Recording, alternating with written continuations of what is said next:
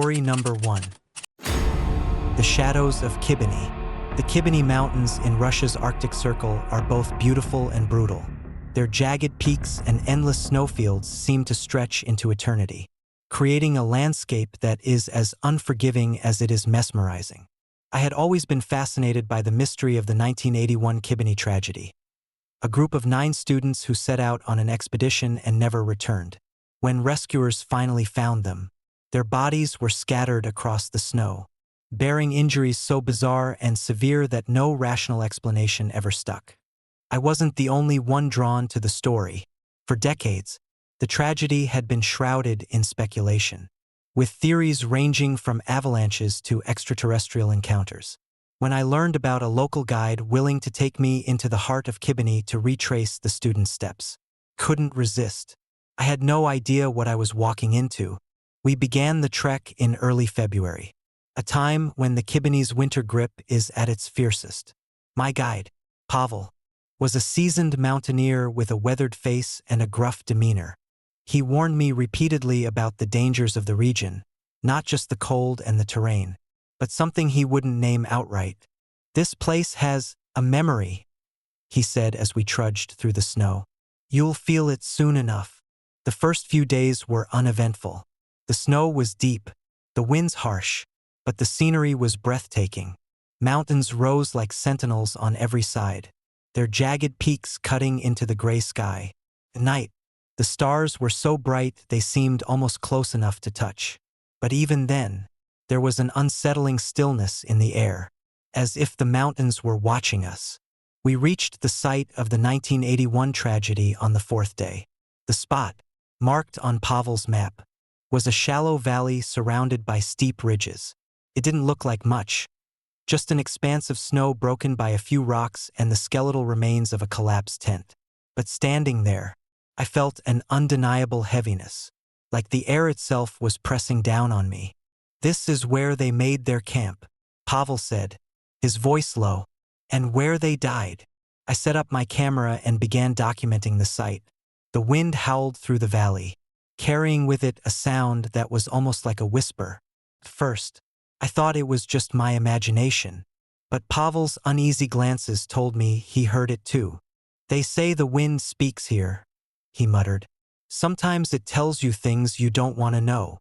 That night, the temperature plummeted, and the wind grew stronger, rattling the walls of our tent. I lay awake, listening to the storm outside, when I heard it, a faint tapping sound, rhythmic and deliberate. I sat up, my heart pounding, and glanced at Pavel, who was staring at the tent's entrance, his face pale. "It's not the wind," he whispered. Before I could respond, the tapping stopped, replaced by a low, guttural growl that sent a chill down my spine. It sounded like an animal, but deeper, more menacing. Pavel grabbed his flashlight and motioned for me to stay put. Ignoring his warning, I followed him as he stepped outside. The snowstorm had died down, leaving the valley bathed in an eerie moonlight. The ground was untouched, save for our footprints, but the growl came again, louder this time, echoing off the mountains. Pavel swept his flashlight across the landscape, its beam catching something in the distance, movement, fast and fluid, darting between the rocks. "What was that?" I whispered. Pavel didn't answer. His face was tight with fear as he turned back toward the tent. "We're leaving in the morning," he said. "We shouldn't have come here." Morning brought no relief. The storm returned with a vengeance, forcing us to delay our departure. The tapping resumed, louder and closer, accompanied by strange shadows flickering at the edge of our vision. The whispers grew more distinct, overlapping voices that seemed to come from all around us. "They didn't leave," Pavel said, his voice trembling. "The students, they're still here." I wanted to dismiss his words, but the fear in his eyes was unmistakable. As the day wore on, the shadows became more persistent, darting just beyond the reach of our flashlight beams. The whispers turned into screams, sharp, anguished cries that made my blood run cold. That night, couldn't sleep. I lay in the tent, clutching my flashlight, as the sounds outside grew louder and more frantic. The tapping was now a pounding, and the whispers were like a cacophony of voices begging for help. Then came the footsteps, heavy, deliberate, crunching through the snow toward our tent. "Do you hear that?" I whispered to Pavel. He didn't respond. When I turned to look at him, he was gone. Panicking, I grabbed my flashlight and unzipped the tent. The storm had stopped again, leaving the valley in an eerie stillness. Pavel's footprints led away from the tent, disappearing into the darkness. I called his name, but the only response was the pounding, now deafening, echoing through the valley. I followed his tracks, my flashlight trembling in my hand. The whispers surrounded me, their voices overlapping in a language I couldn't understand. The shadows grew thicker, coalescing into shapes humanoid but distorted, their faces twisted in agony. I found Pavel near the collapsed tent, his body stiff and his eyes wide with terror. He was staring at something I couldn't see, his lips moving as if he were speaking to someone. When I touched his shoulder, he didn't react, and then I saw it. A figure stood at the edge of the valley, impossibly tall and thin, its limbs too long, its head tilted at an unnatural angle. Its eyes glowed faintly, and its presence radiated an overwhelming sense of malice. It raised a hand, pointing directly at me. I don't remember running back to the tent. I don't remember packing my gear or making my way down the mountain. The next thing I knew, I was at the base camp, trembling and unable to speak. Pavel never returned. The footage I captured was mostly unusable, grainy, distorted, filled with static. But the audio was clear. The whispers, the screams, the pounding footsteps, they were all there, along with something else.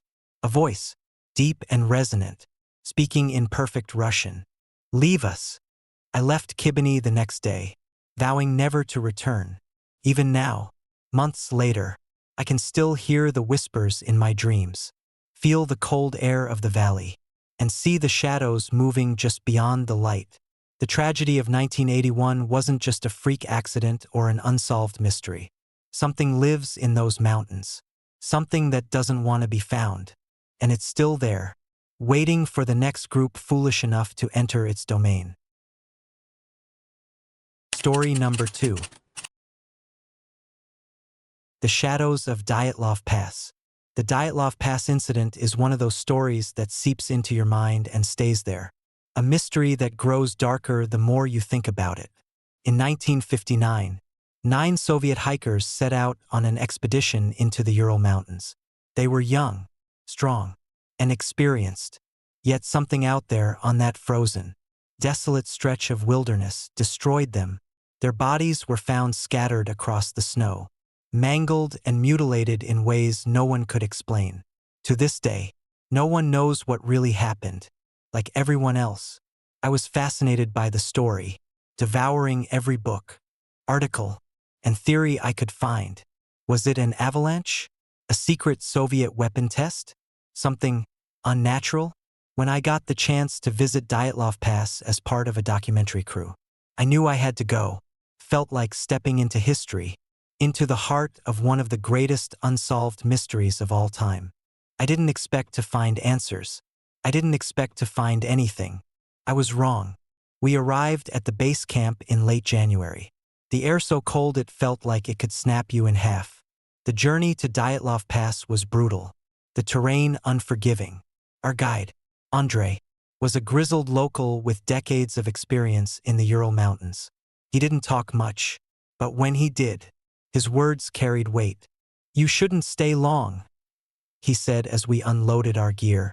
"The mountains don't like visitors."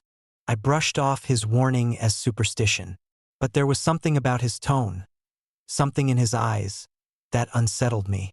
The hike to the pass was as stunning as it was harsh. The landscape was a sea of white, broken only by the jagged peaks of the Urals and the black silhouettes of distant trees. The snow was deep, the wind relentless, and the cold seeped into your bones no matter how many layers you wore. We reached the pass on the second day. It was an unremarkable stretch of land, a shallow slope flanked by low ridges. The place where the hiker's tent had been found was marked by a wooden cross erected years ago by locals. Standing there, I tried to imagine what it must have been like for them, 9 young people, huddled together in the cold, unaware that something terrible was about to happen. The first strange thing happened that night. We had set up camp near the site, our tents forming a small circle around a central fire.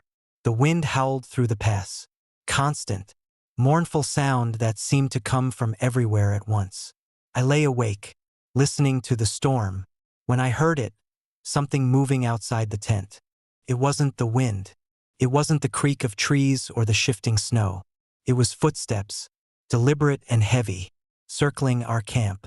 I sat up, my breath visible in the frigid air. "Andre," I called softly. No answer. Grabbing my flashlight, I unzipped the tent and shone the beam into the darkness. The snow reflected the light, blinding me for a moment, but there was nothing there, just the swirling white and the shadows of the ridges. The footsteps had stopped. I zipped the tent back up, my heart pounding. Maybe it was just my imagination. Maybe it was the wind. But deep down, I knew better. The next day, we explored the surrounding area, documenting everything we could. The place felt wrong, as if the air itself was charged with something unseen. Andre seemed on edge, his eyes constantly scanning the horizon, his hand never far from the rifle slung over his shoulder. As we climbed one of the ridges, we found something unexpected, a trail of footprints, half buried in the snow. They were massive, larger than any human foot could be, and spaced far apart, as if whatever made them was running. The prints led away from the pass, disappearing into the forest. Andre knelt to examine them, his face grim. "We should leave," he said, his voice tight. We didn't. That night, the whispers began. First, they were faint, barely audible over the wind, but as the hours passed, they grew louder, more distinct, voices, overlapping and chaotic, speaking in a language I didn't understand. I lay in my tent, clutching my flashlight, as the whispers seemed to move closer, circling the camp like predators. And then the screaming started. It was Andre. I burst out of my tent, the flashlight shaking in my hand, and saw him standing at the edge of the camp, his face pale and his eyes wide with terror. He was staring at something in the distance, something I couldn't see. "They're here," he whispered. The wind died, and for a moment, everything was silent. Then, out of the darkness, came a sound I will never forget. A deep, guttural growl, low and menacing, that seemed to vibrate through the ground. Andre raised his rifle, but before he could fire, something slammed into him, knocking him to the ground. I ran to him, the flashlight beam cutting through the chaos, and caught a glimpse of something. It was tall and thin, its limbs unnaturally long, its skin pale and stretched tight over its frame. Its face was featureless, except for 2 black voids where its eyes should have been. It moved with impossible speed, vanishing into the night before I could process what I was seeing. Andre was unconscious but alive, his face scratched and his breathing shallow. The others helped me drag him back to the tents. But none of us slept that night. The whispers continued, growing louder and more frantic, as if the mountains themselves were alive and angry. The first light, we packed up and left, abandoning the project and the mystery we had come to unravel. Andre regained consciousness on the way back but refused to speak about what had happened. The rest of the crew was silent, each of us lost in our own thoughts, haunted by what we had seen or thought we had seen. When I got home, I reviewed the footage we had captured. Most of it was unremarkable, just hours of snow and wind. But one clip, taken the night Andre was attacked, froze my blood.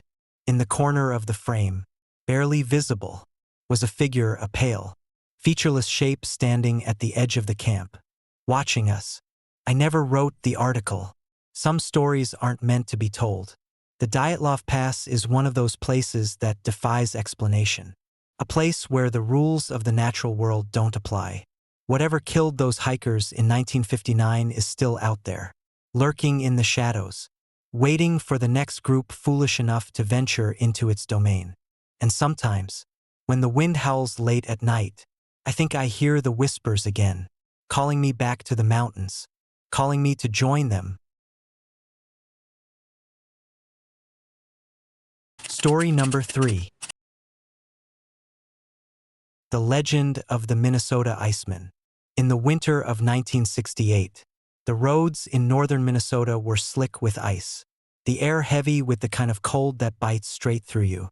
It was the kind of winter that made you hunker down, throw another log on the fire, and swap stories about things best left in the dark. That's when I first heard about the Minnesota Iceman. I was 10 years old, sitting in the back of my father's pickup truck, the cab packed with hunting gear. We were on our way to a small-town carnival, a scrappy affair of creaky Ferris wheels, worn-out midway games, and overcooked hot dogs. But it wasn't the rides or the cotton candy that had brought us out in the bitter cold. It was a rumor, a whispered story about a frozen man-like creature being shown in the back of a trailer. They found it up near the border, Dad said, gripping the steering wheel tightly. Somewhere deep in the woods, buried in the snow. Said it wasn't human, but it wasn't an animal either. I stared out the window, watching the bare trees blur into a wall of gray, my stomach twisting with equal parts excitement and dread. I didn't know it then, but that night would haunt me for the rest of my life. The carnival was everything you'd expect.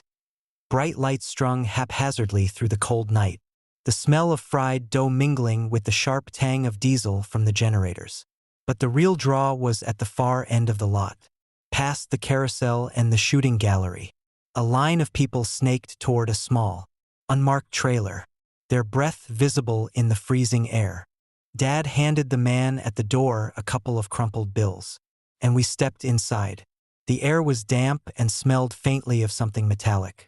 The walls were lined with faded posters advertising freak shows and curiosities. But none of them prepared me for what lay in the center of the room. There, encased in a block of ice, was the creature. It was about 6 feet tall, its body covered in thick, dark hair. Its face was twisted in an expression of frozen agony, its mouth slightly open to reveal jagged teeth.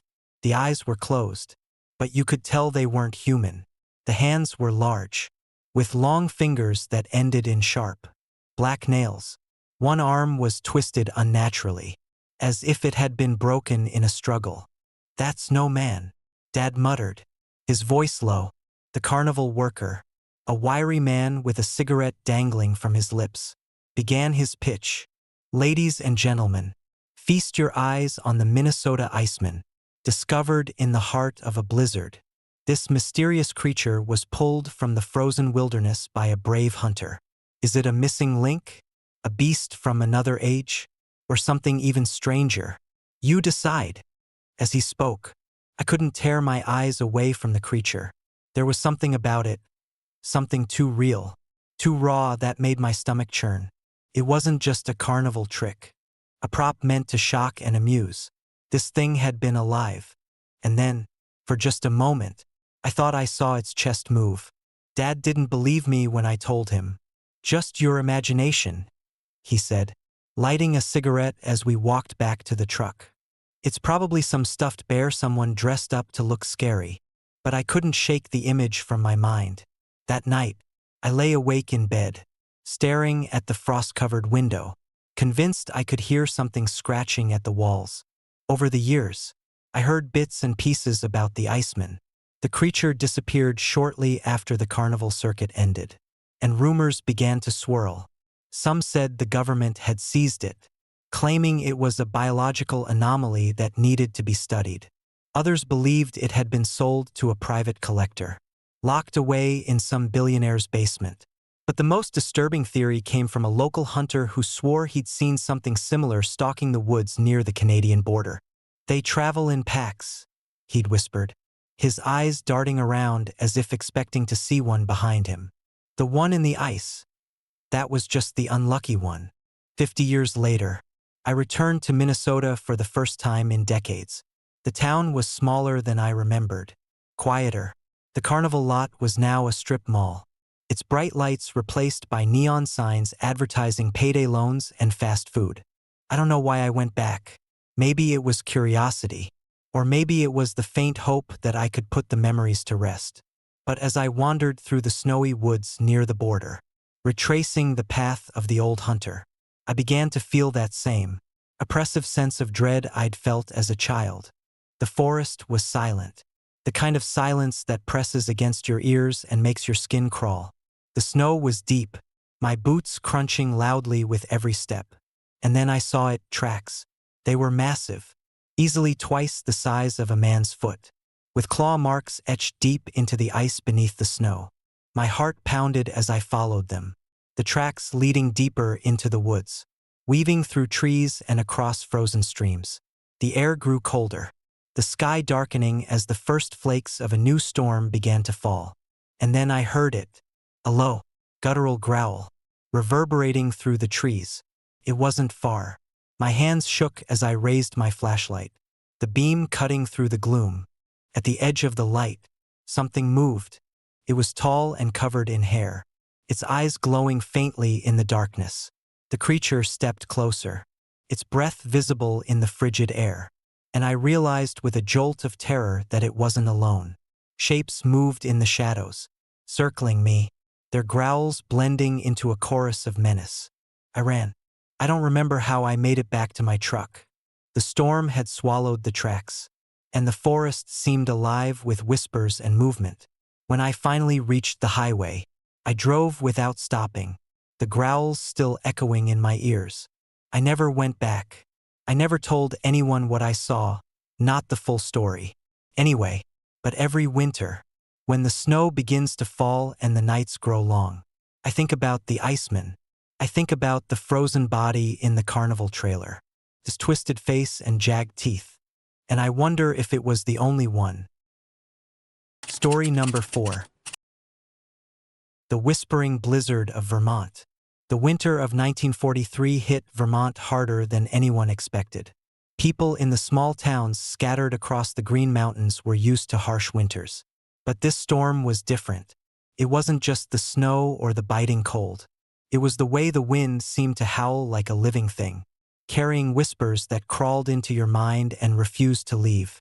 My grandfather, Thomas Keller, was one of the survivors of that blizzard, though he never liked to talk about it.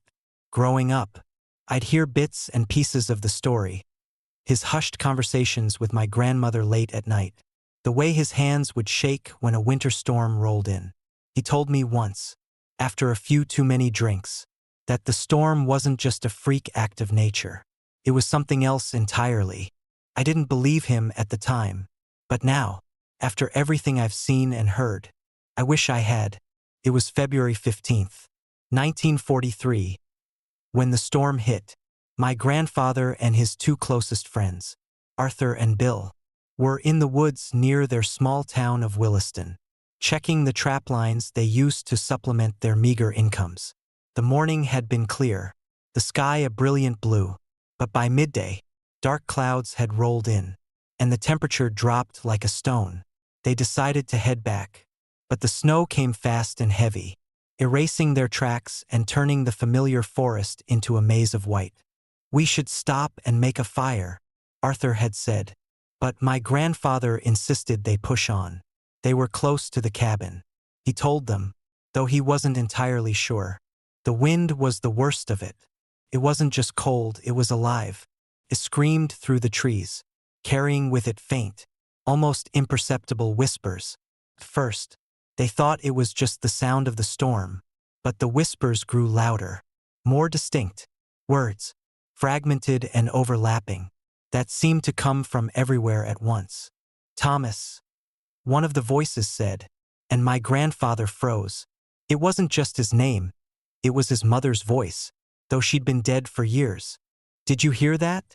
he asked. But Arthur and Bill were already staring into the trees, their faces pale. They stumbled on a small clearing as night began to fall, their bodies numb and their minds clouded with fear. The whispers hadn't stopped, growing louder with each passing hour, weaving through the storm like threads of ice. They built a fire as best they could, huddling close for warmth. But the flames offered little comfort. That's when the laughter started. It wasn't human. It was sharp and hollow, like the cracking of ice, and it echoed through the clearing, bouncing off the trees. Arthur stood up, his face a mask of terror, and pointed into the darkness. "There's something out there," he said, his voice trembling. My grandfather turned, his eyes scanning the edge of the clearing, and for a moment, he saw it, a figure, tall and thin, barely visible through the swirling snow.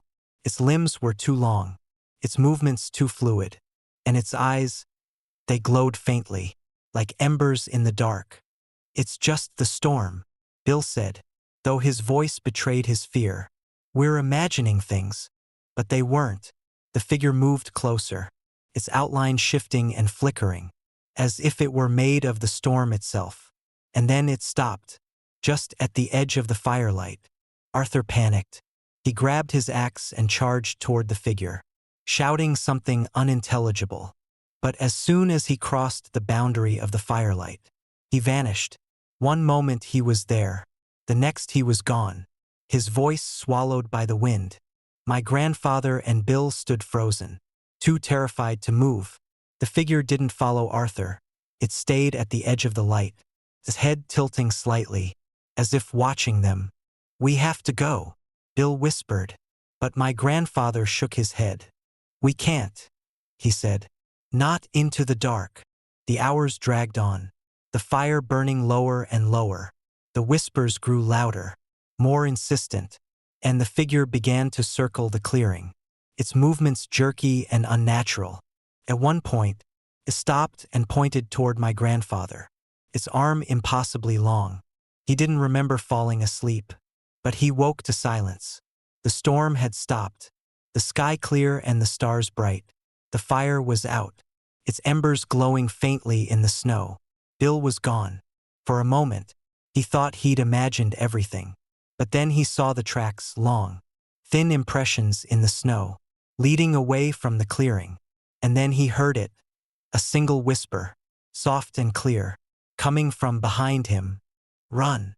He didn't stop running until he reached the edge of town, his legs burning and his lungs screaming for air.